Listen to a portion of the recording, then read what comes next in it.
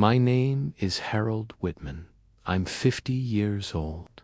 I served as a United States Marine for over 15 years, including 2 tours in Afghanistan and a final stretch in Kuwait. I survived countless missions, watched brothers fall beside me, and returned home with my body intact, but my mind never quite made it back whole.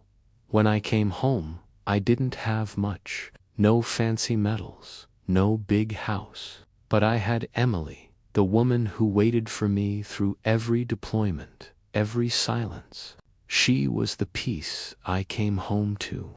I thought I was luckier than most. We'd been married for nearly 20 years. A small house, 2 cats, quiet dinners, simple things. Things that felt like happiness. Or at least, I used to think so. It all started with a shirt. The same shirt I wore on our wedding day. One Saturday morning, I brought it to the dry cleaner we'd used for over a decade, fresh and clean. The owner, Leo, was in his 40s, Italian, always cheerful, good with small talk. He knew exactly how I liked my pants folded. I'd even considered him a friend. That day, a new girl was working the front desk. Young seemed a bit nervous. She looked over the ticket and said, "Sorry, Mr. Whitman, our dryer's acting up today. Would you mind coming back in 30 minutes?" I found it odd. They were usually very punctual, but I didn't question it. I just nodded and walked back to my truck. As I passed the side of the building, something caught my eye through a small rear window. It led into the back room where they kept the machines and stored customer orders. I hadn't meant to look in, but a glint of light through the glass drew my gaze, and that's when I saw her. Emily. She wasn't there to drop off laundry. She wasn't paying a bill. She was standing close to Leo. His hand was around her waist, and they were kissing. I froze, right there on the sidewalk. Afghanistan didn't prepare me for that. Seeing my wife, my Emily, wrapped in the arms of another man, and that man, the one pressing his mouth to hers. It was someone I trusted. Didn't know I was there. No glance toward the window. No sign of shame or caution. They just sank into each other like it was the most natural thing in the world. I didn't storm in. I didn't shout. I didn't even move. I just stood there like a ghost, like a man who had just lost something without a single gunshot being fired. My chest felt hollow, like someone had driven a bayonet straight into my sternum. I'd felt fear before. I'd lost men. But this was something else entirely. Eventually, I stepped back. I left without a word, just like the way we used to withdraw before sunrise. Invisible, no noise, no tears, only the echo of something unraveling inside me. When I got home, she was already there, cooking dinner like nothing had happened. The kitchen smelled like grilled steak, my favorite. Willie Nelson played faintly from the old stereo. Everything looked normal, except me. I was no longer the same man who'd left that morning. She smiled when she saw me. "Want salad or baked potatoes?" I nodded, maybe. I don't even remember. That night, I said nothing. I couldn't. Not yet. I didn't want to hear her lie. Didn't want to watch her eyes pretend. I needed time to think, to confirm, to take control before the rage took control of me. I sat in the garage for hours. That night, holding a beer can in one hand, staring at a photo tucked inside my old toolbox, our wedding day. Her in white. Me in that same shirt. The shirt I sent to the cleaners. The shirt that came back stained with betrayal. Vows, it turns out, have expiration dates. I couldn't sleep that night. And in that dark silence, I made up my mind. I wouldn't scream. I wouldn't act out of fury. I was a soldier. I knew the power of patience. I knew how to wait, how to study the enemy, how to move only when the target was clear. And so, the next morning, I went back to the dry cleaner, not to pick up my shirt, but to pick up the truth. That night, I didn't say a word. No yelling, no confrontation, no demand for answers. I just walked into the garage, the one place in this house that still felt like mine. It smelled like old motor oil, sawdust, and quiet memories. I sat down on the folding chair near my tool cabinet and cracked open a beer, the same brand I used to share with the guys in the desert, back when we had nothing but sand and silence. But tonight there were no buddies, no rifles, no distant gunfire, only me and a dull, dragging ache I couldn't shake off. I took slow sips like I was trying to swallow the hurt, bury it deep where no one could see. Memories came rushing in ambushes in the night, sleepless shifts under the stars, the sound of boots moving over dry gravel. But none of that pain matched what I felt now, because in war, at least you know who the enemy is. Here, at home, I wasn't sure anymore. The next morning, the house smelled of coffee. Emily was in the kitchen, just like always, striped robe, hair loosely tied back. She looked at me and smiled like nothing had changed. "Eggs or toast?" she asked. Her voice was soft, like every morning. She even poured my coffee into the mug that said, "Number 1 Dad," the one our daughter gave me for Father's Day. I looked at her, those eyes that once welled up with tears the day I came home from deployment. They were empty now, like someone had drawn them on. No sorrow, no fear, just a mask worn by routine and denial. I asked her straight, "Did you stop by the dry cleaner yesterday?" There was a pause, just a flicker in her expression. "Yeah," she said, slowly. "I went to pay for your order." I nodded, said nothing more. I didn't need to. I'd already seen the truth. After that day, I started changing. I began leaving the house, more not to escape her, but to find myself again. I'd sit for hours on a bench at the park, watching people go by. I went fishing alone at the same lake where Emily and I used to camp. I dropped by a small coffee shop run by a fellow vet he'd served in Iraq. We didn't talk much, but when he nodded at me, I knew he understood.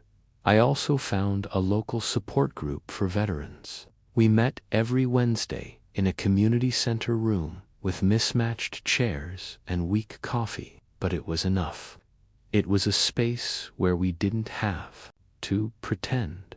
We didn't have to wear our strength like armor. We just told the truth, no matter how ugly it was. There, I met Laria, former sniper, who now used a wheelchair, and Martin. He lost a leg to a landmine, but still joked like he was invincible. And then there was me, a man with all his limbs, but a heart full of shrapnel. When it was my turn to speak, I told them everything. No sugarcoating, no self-pity, just the facts. The room went quiet. Larry shook his head. Martin looked me in the eye and said, "War might kill the body, but betrayal kills the soul." That line haunted me. I thought about it every time I watched Emily wash dishes. Every time I saw Leo on the street, laughing with someone like he hadn't stolen anything.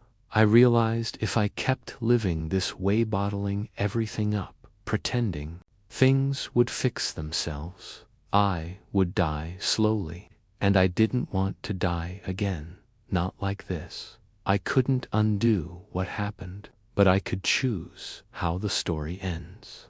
I'd survived deserts and firefights. Now, I would survive this too. I was ready to let go. I found a divorce lawyer, gathered evidence, went back to the dry cleaner not for my shirt, but for the final piece I needed. I spoke with the young girl at the front, the one who'd looked uneasy that day. After some hesitation, she handed me a flash drive copy of the security footage. In it, I saw Emily walk in. No hesitation, no looking over her shoulder. She walked straight to Leo, wrapped her arms around his neck, and kissed him like she had done it a dozen times before. There was no guilt on her face, no trace of me in her eyes. I put the footage on a USB drive and tucked it into my shirt pocket. It wasn't just evidence anymore. It was closure. That night, for the first time in weeks, I slept. No nightmares, no cold sweats, just deep, dreamless sleep, the kind that comes when a man is finally done carrying something too heavy for too long. And I knew, tomorrow morning, I would say goodbye. No shouting, no begging. Just a man who'd seen enough battlefields and was finally ready to walk away from one more. I hired a divorce lawyer, not to make a scene, not to destroy Emily or make her feel pain. I just needed a way out, clear, lawful, and as peaceful as possible. What I had, the security footage from the dry cleaner, was more than enough in court. Emily didn't argue. She signed the papers quietly, without a single word. No tears, no apology, only silence. Like the final night before soldiers retreat from a place no one wants to remember. We divided our assets simply. The old house, she kept it. I took my truck, a few tools, and the mini fridge from the garage. That was all I needed to begin again. I didn't ask for more, not because I was noble, but because I was tired.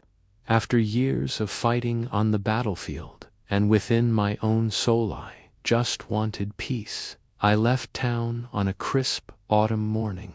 The air was sharp and leaves scattered.